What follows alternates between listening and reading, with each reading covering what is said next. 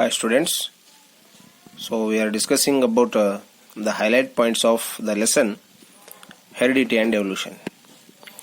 So the transformation of the characters from the parents to their next generation is called the heredity. So for this the chromosomes are responsible.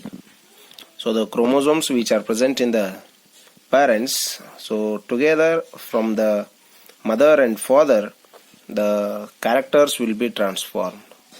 So chromosome is a thread-like structure that is present in the nucleus and which has the DNA that carries the genes.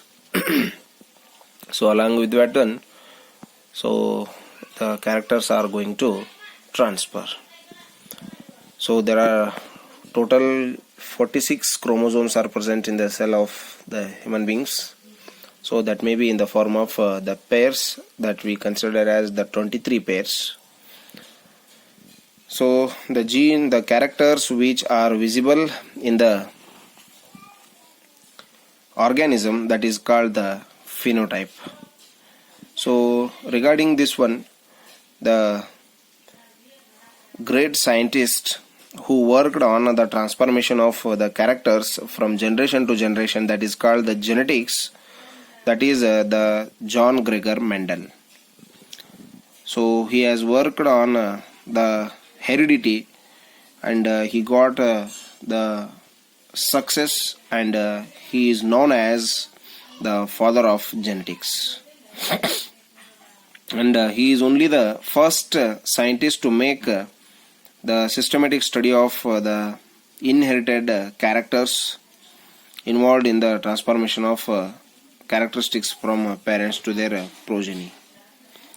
So in his experiments, he has selected the pea plants to study the inheritance, because we can see the number of characters that are going to change in the progeny.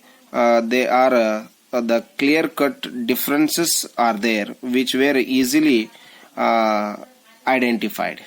So that's why he has selected the pea plant for his experiment. So he has explained, or he has given the two different rules or the laws for his study, that is called the monohybrid cross and the dihybrid cross.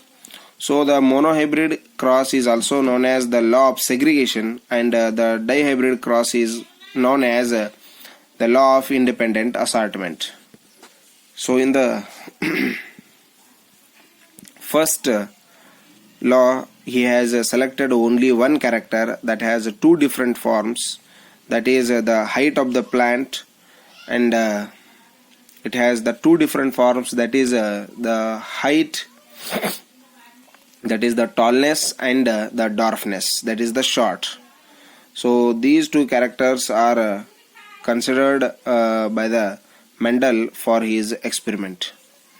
So that is giving us the complete information of the transformation of the characters from the one generation to next generation. In that he has crossed the two different plants which are the tall and dwarf. He got all the plants in the first generation are tall. So when he crossed the first generation plants, again those are the tall and tall, so which are having the different kinds of the genes, that is capital T and small t, capital T and small t. So again he got the different type of the ratio in the plants, that is the three plants are tall and one is the dwarf. So like this he got the 3:1 ratio in the first law. So Mendel called the repressed traits as the dwarfness or the recessive character and expressed traits as the tallness, that is the dominant trait. So the characters which are expressed by the plants, those are called the dominant characters, and which are not shown by the plants or which are repressed, those are called the recessive traits.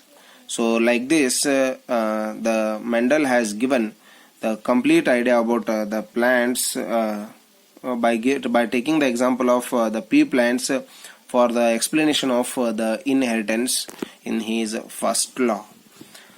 And he has selected the two different characters in the second law, so which are having four different forms. So that is also called as the law of independent assortment. So he totally for his experiments he has selected the 7 different characters.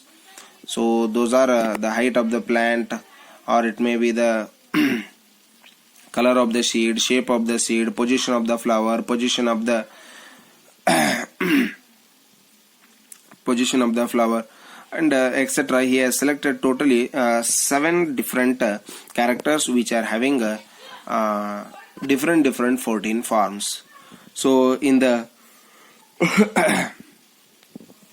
second law he got 9:3:3:1 ratio of the plants in his dihybrid cross, or in the dihybrid inheritance, or the law of independent assortment. So according to Mendel's second law, in the inheritance the characters of more than one pair of traits are crossed simultaneously, and the factors responsible for each pair of traits are distributed independently to the gametes. So he has explained very well by making the Punnett square or the checkerboard for his second law, and for the first law also he has taken the help of the Punnett square, and he explained very well. In that he got the 3:1 ratio of the plants, and in the second law he has got the 9:3:3:1. So that is 9:3:3:1. 9 are the round yellow, 3 are the round green, 3 are the wrinkled yellow, and 1 is the wrinkled green plant. So like that he got the ratio of 9:3:3:1. So next the complete characters are controlled by the genes.